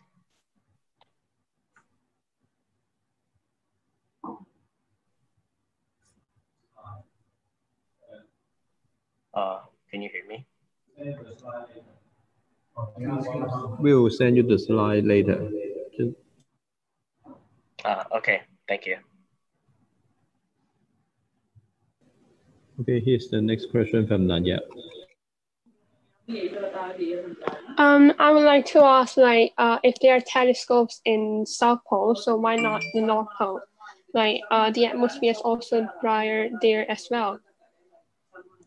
Oh, excellent question. Okay, so the question is, why do we only build telescope in South Pole but not North Pole? It's a good question, right? Because we have a land in South Pole, it's Antarctica, but in North Pole is only floating ice. Right? And so is it mainly because of like global warming that affects the North Pole from not building the telescopes? Yeah, there can be another reason. Right? It's more dangerous to build telescope just above a floating ice. Okay? So in South Pole or Antarctica is another story. There is the land below the 2 kilometer thick ice. So the ice is a little bit more stable, but that ice is also moving. So the entire Antarctica ice cap is also moving with a speed like 1 meter per year. So you might think 1 meter per year is not much, but for observers, right, they are doing very precise pointing of the telescope to very precise position on the sky. So they can feel the motion of the ice every day. So maybe in one night, some parameters that can point to Orion. The next night, the same parameter, they will point to somewhere else. So they have to do the so-called pointing model every night to fix the mispointing due to the land sliding, the ice sliding of the South Pole. So it's difficult to observe there, not to mention so difficult to reach South Pole, right? But this is why the biggest telescopes are in Chile, not in the South Pole, right? But in North Pole, it's not even the land. And as you said, right, the ice cap can shrink due to global warming. So, but people do go to Greenland. There's a telescope in, Newcomen telescope in Greenland. And the reason to push another telescope to Greenland is that so people got even longer baseline between telescopes. Right? For the one in Chile, I said the distribution of the dishes can be like 200 meters to 16 kilometers. But people actually try to link the telescope from different continents. You probably recall last year there's people called the first photo of the black hole, right? That depends on trying to link telescope from different continents to form a telescope as big as the Earth. Okay? So by putting a telescope in as north as possible, people can further extend this distribution of the small telescope and to simulate an even bigger telescope. So people are indeed, as you are thinking in the right direction. Why don't we put one in the North Pole? People are trying to, but for safer strategy is to put in on Greenland. So you have a salty land to step on. There's a question in chat room. Question is, the black hole or the galaxy, which one exists first? Oh. Can you repeat the question? So between galaxy and black hole, which one exists first? You first. This is excellent question. Very tricky question. I have to ask personally, I don't know. Yeah, there are all different kinds of black holes, at least 3, well, at least 2 kinds that existing and 3 kinds that we are imagining of. The 2 kinds of black holes, one is the black holes as the dead body of a star, very massive stars. And this should be, first there are these stars and that kind of black holes. So for these black holes should be, so after the star formation, etc. However, we also know that at the center of almost every galaxy, there are the supermassive black hole. And that supermassive black hole, probably, maybe later Professor Lee will mention more about that. Yeah, personally, I don't know what's the interplay between the supermassive black hole and the star formation and the galaxy formation. And as I heard of, so this may be an open question. And another possibility is the so-called primordial black hole that people have never firmly detected primordial black hole yet. But if they exist, they have formed in the very early on state of the universe, well before galaxy formation. But this is just a conjecture. Professor Lee, maybe. Yes, I totally agree. Black hole just a stage of when density go beyond some threshold density. So there are different environments can help the density to reach that stage. So it depends on what kind of black hole you are talking about. Okay. So when a massive star die, it is possible to reach that density. But also in the center of a galaxy, it's also can reach the stage. And for massive star, are you talking about the star forming within galaxy, which is most I'm talking about today? But it's also possible that in the earlier time of the universe, star can form without a galaxy being formed at the beginning, right, at the first, because in early time, the density is so high. And that star might also be able to reach the density threshold of black hole. Right, so this really hard to answer. Next question. Jane Kid, you can ask now.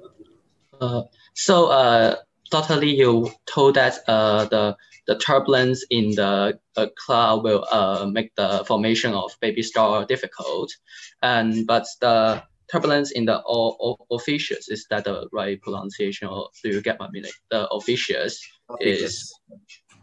is more favorable for forming new baby stars, but its turbulence still affect it and make it difficult to form. But for the pipe, there is also a magnetic field, but it is, well, I puzzle if it means it is less favorable for forming the stars, or that the two magnetic field also make the star formation difficult. So is it that the Ophiuchus is more favorable than the pipe, or that the two cloud also difficult for forming the stars? Okay, these are excellent questions, right? It's probably my fault to didn't explain this clear enough. Turbulence, they kind of connect energy, right? They are going to against the cloud from globally contraction due to self-gravity, right? And we learned this. But at the same time, I also mentioned that because turbulence is supersonic, so they can create local shock, high density shocks, like the jet fighter, supersonic jet fighter can create in our atmosphere. So the supersonic turbulence can also locally create this high density part. And this can locally form stars, right? Because you don't need the total mass of the entire cloud to form star. The cloud is so massive, right? Millions, even hundreds of thousands of solar mass. So we can locally compress them to form star. So turbulence has two functions. One is prevent the cloud from globally contraction, but locally, because they're supersonic, they can help to enhance local density and also enhance star formation locally. So this is turbulence. And the magnetic field in the Ophiuchus cloud come to play in such a way.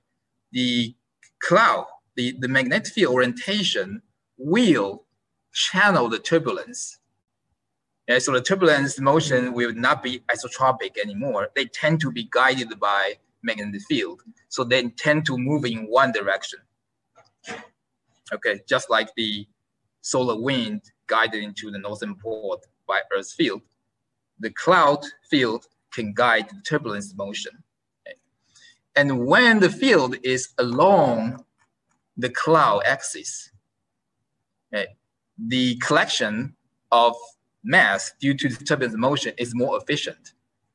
Right? Imagine if you want to accumulate gas from an elongated cloud, how you want to collect the gas. You want to collect them along the long axis, which is easiest, more efficient. You got more mass to accumulate along the longer axis. Right? Along the shorter axis, you don't got much to collect. Right? So when the field is along with the longer axis, and they can guide the turbulence to collect the gas in a more efficient way. But when they are perpendicular to the axis, right, there's not much gas to collect from. Okay, next question. So Yunho, you can ask now. Yes, I want to ask, you have mentioned that the universe expanding. Does that mean the orbits of the bodies are like enlarging as well? You mean the orbits of of the bodies like galaxies or systems? No. So this is actually a very good tricky question. That at the so-called galaxy cluster scale. So if you go beyond some clusters of galaxies, then the space expands with the universe. But if you think about galaxies and smaller scales, like us, like atom, so this smaller scale from the galaxy all the way down to the atom, they are some bounded system, either bounded by gravity or bounded by some electromagnetic force, etc. So there are forces to push back, okay, to push us back. So they are not expanding following the expansion of the universe. So the expansion of the universe does not carry anything other than the boundaries of the universe itself. I'm not very sure about what do you mean by carry, but we can imagine what happens by we pump air into a balloon, and that balloon is expanding. And then if you have 2 points on the balloon, if you put two things on the balloon, unless they are tied by some strings, so unless they are bonded, otherwise the matter on the balloon will expand. Our expansion of the universe is exactly like that, except that we are 3-dimensional and the surface of the balloon 2-dimensional. Does that answer your question?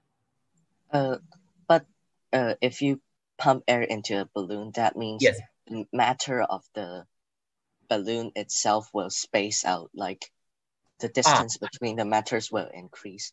But right. Does that mean the system, the distance between systems and systems will increase as well?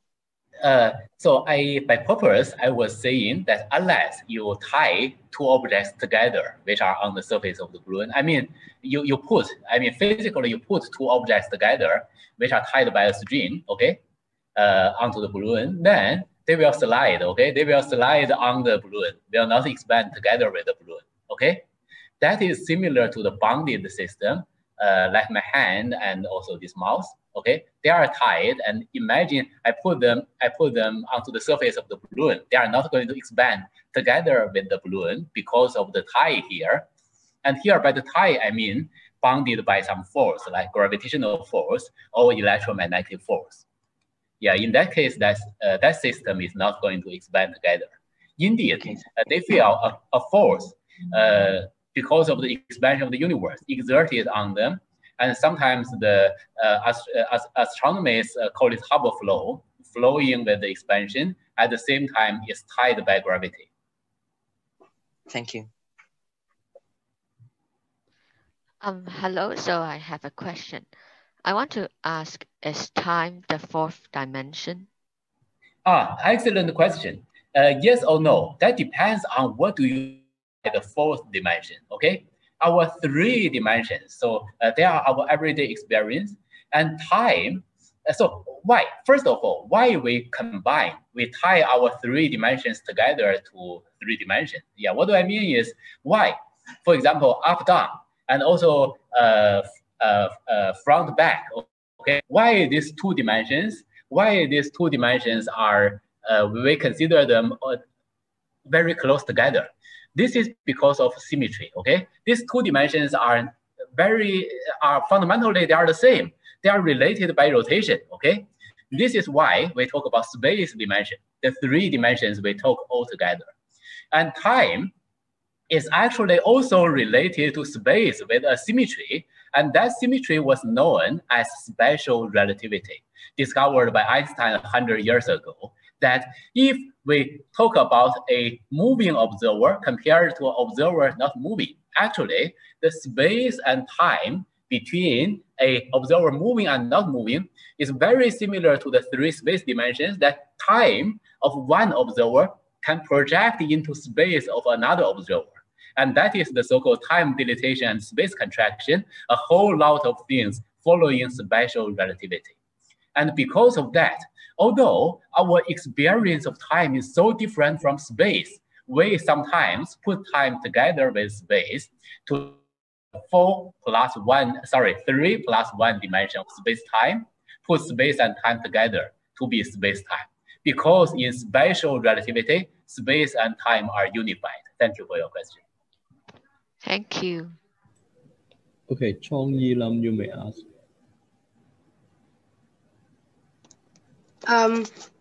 Actually, the people say that the creation of the universe was because of the Big Bang. But what about the Big Crunch, which they say will be the end of the universe? Thank you. So, This is, yeah, thank you. This is an excellent question. Actually, there are two parts of the question. Number one is the creation of the universe Big Bang? Yes or no? Actually, when people are talking about Big Bang, they mean actually two things.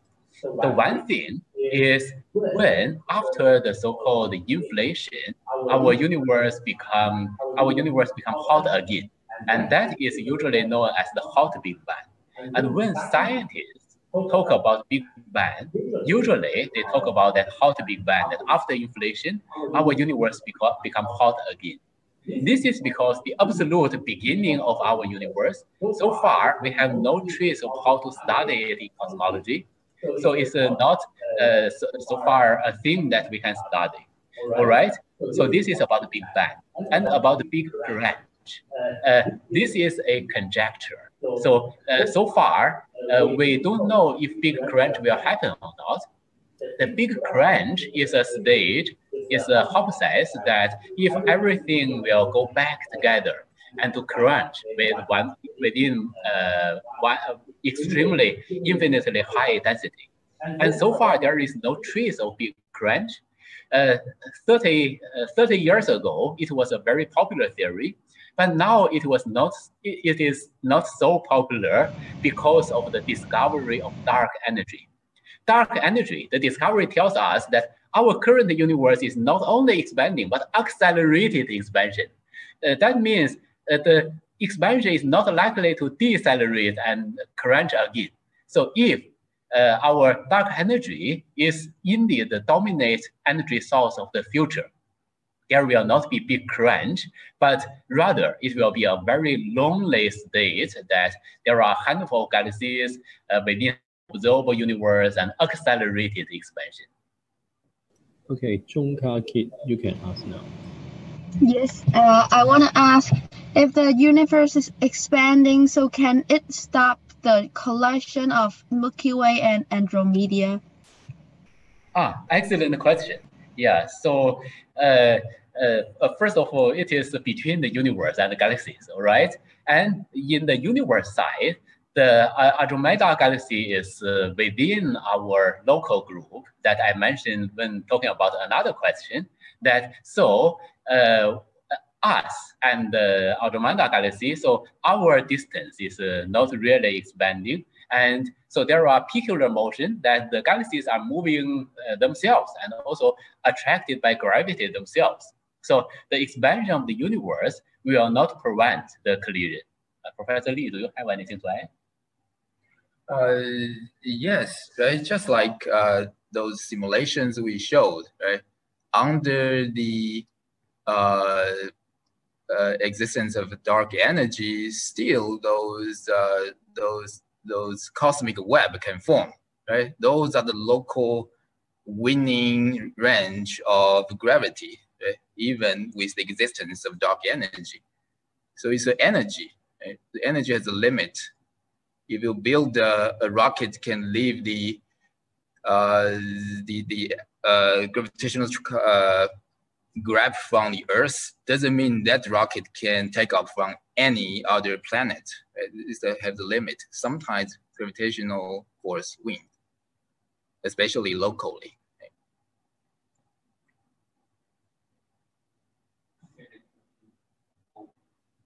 Oh, Bowen, you can ask now.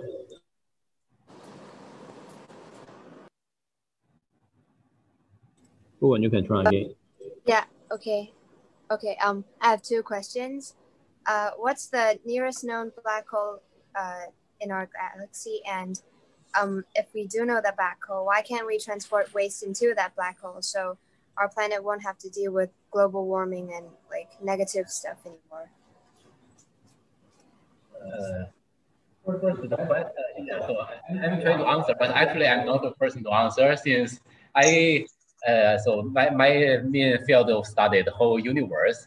But first of all, there is a black hole, supermassive black hole at the center of our Milky Way. I'm sure this is not the nearest. Actually, I don't know which is nearest or which is the nearest observed. Oh, I don't know either. Yeah. What we are sure is there's one black hole in the center of the galaxy. For that one, the distance is known for better. But as we discussed, there's a different way to form black hole. Right? Some black hole, they are not formed in the center of the galaxy, but they are just dead body of a massive star. For that kind of black hole, and because they are black, it's just very hard to observe them. Not impossible, right? You might be able to observe them through gravitational wave, but it's hard to decide the distance. And what's the second part of the question about global warming?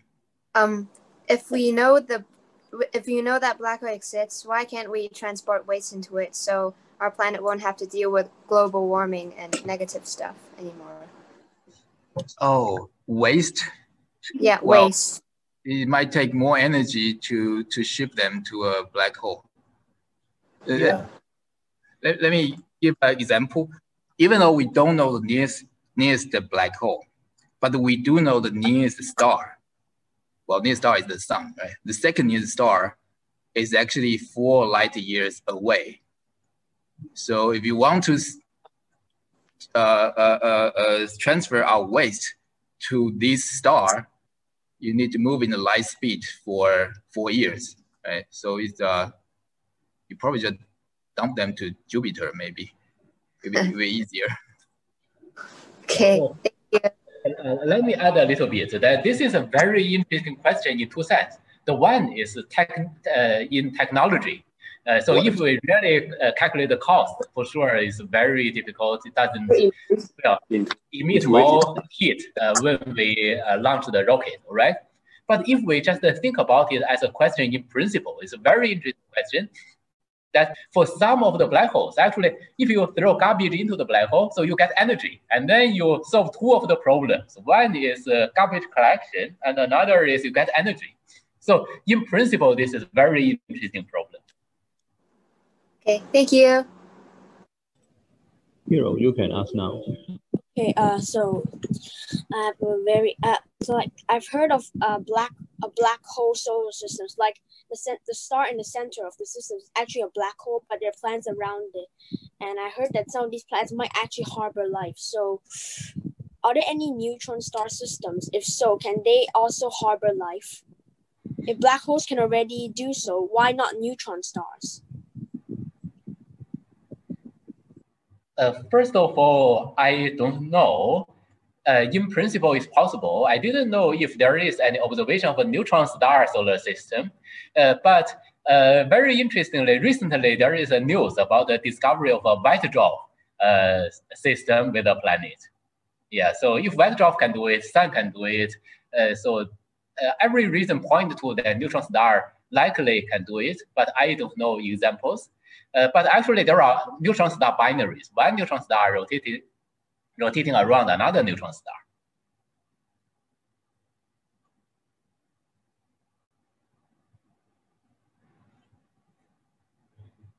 Okay, next question. Matthew 9, are you here? Yes, I'm here. I have a question about your about the earlier presentation. You talked about the observable universe is because the objects are giving off light, and then those lights have not reached us yet. But I've also learned that because of the cosmological inflation, those lights are being infinitely redshifted. So how do these 2 concepts relate to each other? Thank you. This is an excellent question. So inflation is highly related to our current horizon, that's the part of the universe that we can see, observable universe. And exactly as you said, that during inflation, if inflation happens long enough, so if there are, you imagine light at that moment, that light or gravitational wave or whatever existing at that time will be infinitely redshifted. I mean, long enough redshifted as long as inflation happens long enough. However, that part is outside our observable universe. So this is related to your question that inflation prepares for us an extremely large universe, could be so many orders of magnitude greater than our observable universe. So what you mentioned, infinitely redshifted, is actually outside of our observable universe. And in our observable universe, there are also something infinitely redshifted, which is light emitted on the boundary of the black hole, from the horizon of a black hole. But that's another story, not universe.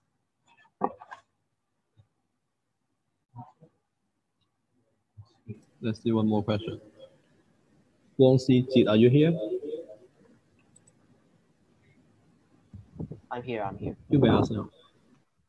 Okay, so I'm asking a really simple question. What if there's no universe? Really simple question is really difficult question, okay? So first of all, universe is our space-time, all right? That's the playground that not only we exist, but also the playground that we understand physics. If we don't have space-time, we don't have the universe, how do we understand that physics? In terms of what do we understand the physics? This is actually, but we cannot answer so far. This is because so far, up to the most up-to-date theory, like quantum gravity string theory, so space and time are still the fundamental objects in the study. So if we don't have space-time, we don't have what to study. There are conjectures that space and time get emergent, okay? Emergently arises. For example, Hawking's conjecture of the quantum creation of the universe. There are such conjectures that the universe created from nothing.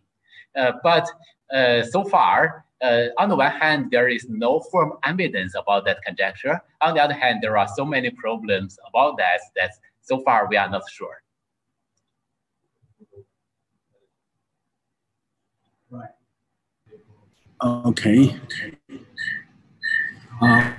Thank you very much for your questions, and also thank you very much for Professor Lee and Professor Huang to give us a very inspiring talk today.